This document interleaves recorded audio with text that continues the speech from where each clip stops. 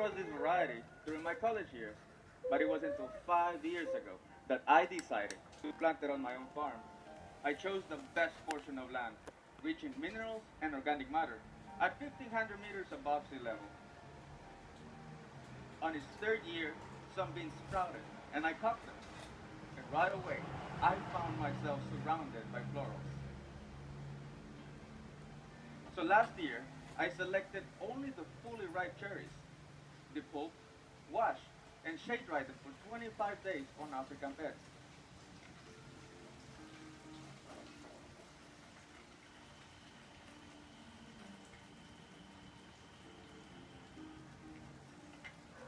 I took them out when they reached 10% moisture and rested these for a couple of months. I then pulled the parchment, selected over screen 16, and vacuum seal it all. The coffee that I've for you today is a geisha variety, and it was roasted exactly 11 days ago.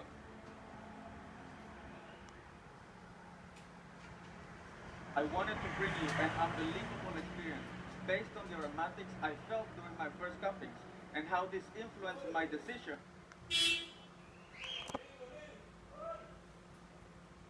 to present it to you today.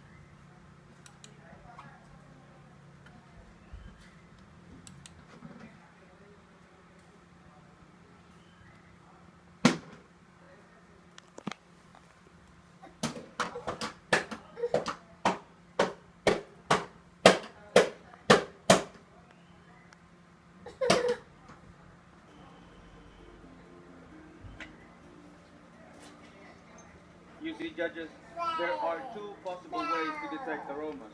Orthonasal smells, a term that usually refers to when we appreciate smells through our noses, and retronasal smells, when we appreciate smells through our pharynx, creating flavor from smell molecules.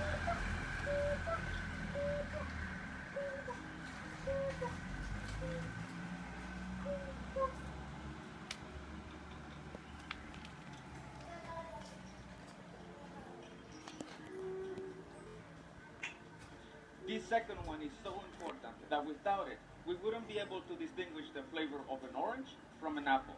For all my beverages, I'm using a light roast and a set temperature of 91 degrees. I'm using 24 grams in, 52 grams out.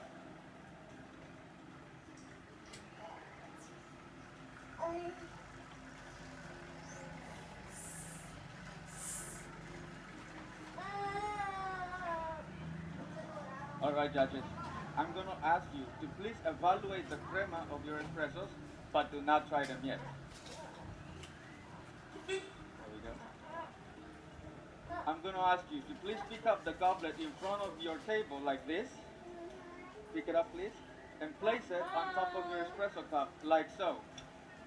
I have activated a 3-minute timer because I want your espresso to drop down in temperature to around 45 degrees Celsius. This is where I found that the aromatics and sensory notes of my coffee were at their peak. The goblet is encapsulating the smell molecules emitted by my espresso. So please, judges, lift it up and take a deep smell from it, like this. You will perceive subtle, sweet caramel fragrances as orthonasal smells. Please put it back where it was. And when you try my espressos, but do not try them yet right now, when you try my espressos, you will taste an elegant, balanced sweetness of caramel, chamomile, mango, with a round body. you will perceive a long aftertaste of black tea and yellow lemon. Please, judges, take notes of my flavor descriptions, but do not try them yet.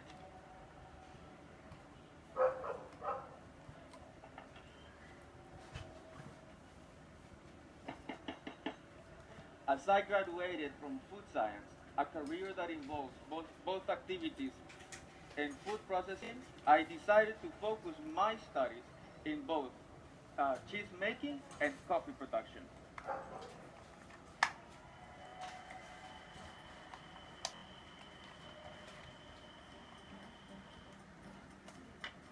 So, I had the idea to look for the cow with the best milk on the farm.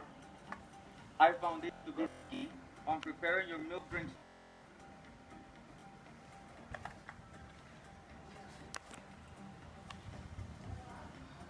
So I began by looking for the cow with the best milk on the farm. The Jersey cows are known for their high protein, fat, and calcium content in their milk.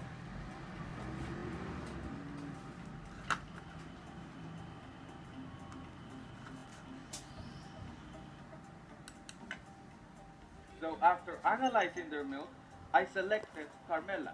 Her milk gave me the sweetest flavor and the highest concentration of fat, around 4.5%.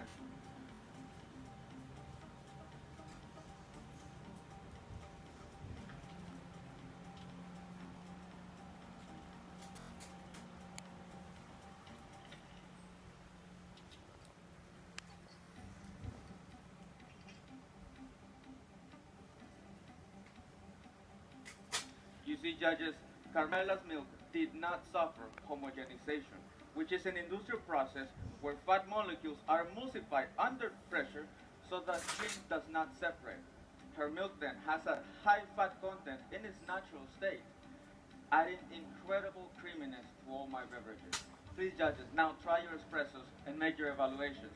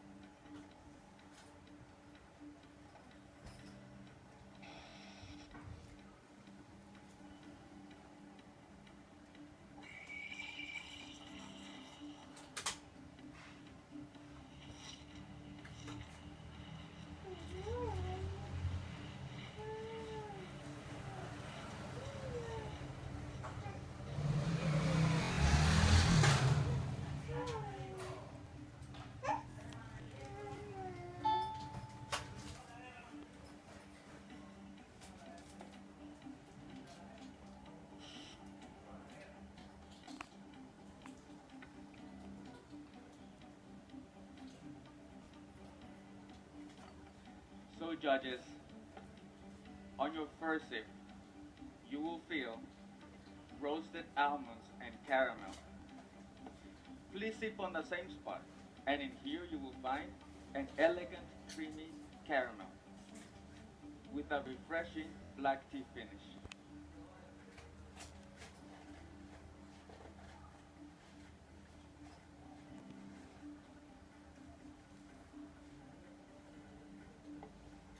Please enjoy it.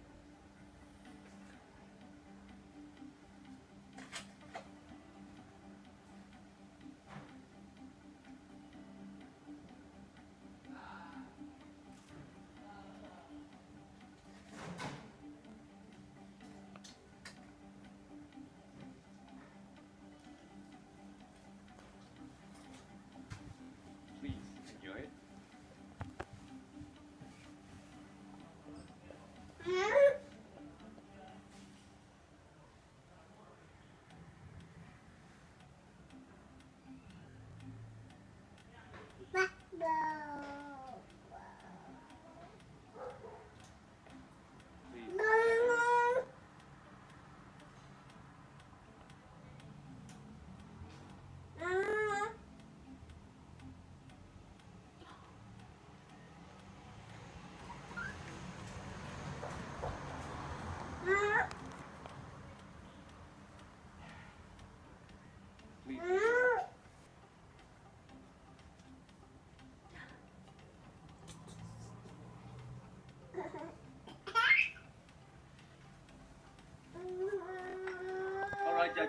Let's go back to our starting point, the powerful aromatics of my coffee. I will represent the floral aromas of my coffee with the chamomile flower and its refreshing finish with the Darjeeling black tea.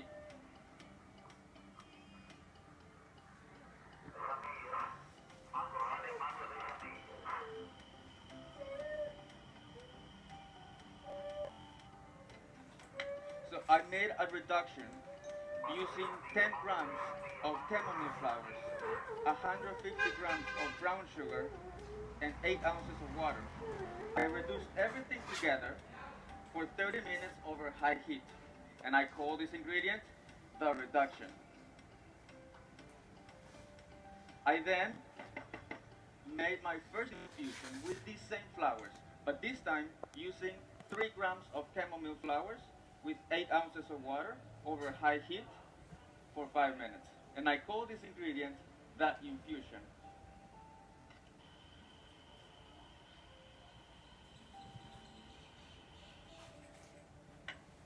I prepared my third ingredient by hydrating 30 grams of dried mango in 6 ounces of water.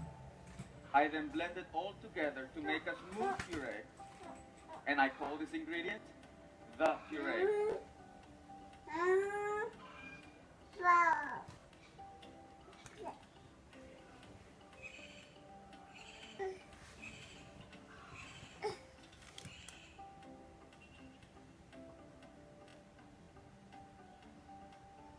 I prepared my last ingredient with Darjeeling black tea.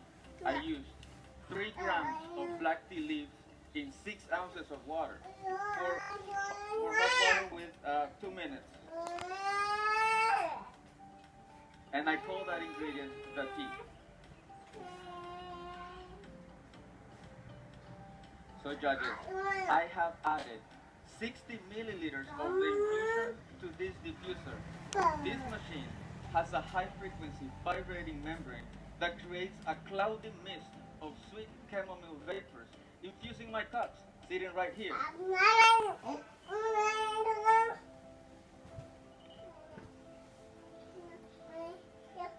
To add body and an elegant mouthfeel to my drink, I'm going to use a nitro press.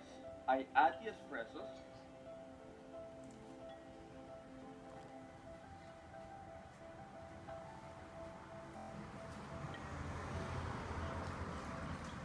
I will also add 7 milliliters of the chamomile reduction to intensify the sweetness of caramel and chamomile in my beverage. I will add 3 milliliters of Darjeeling black tea to highlight its long-lasting and refreshing finish. And finally, I'm going to add 7 milliliters of the mango puree to add body and tropical fruitiness to my beverage. I then close it, activate the nitrogen cartridge, and mix it well.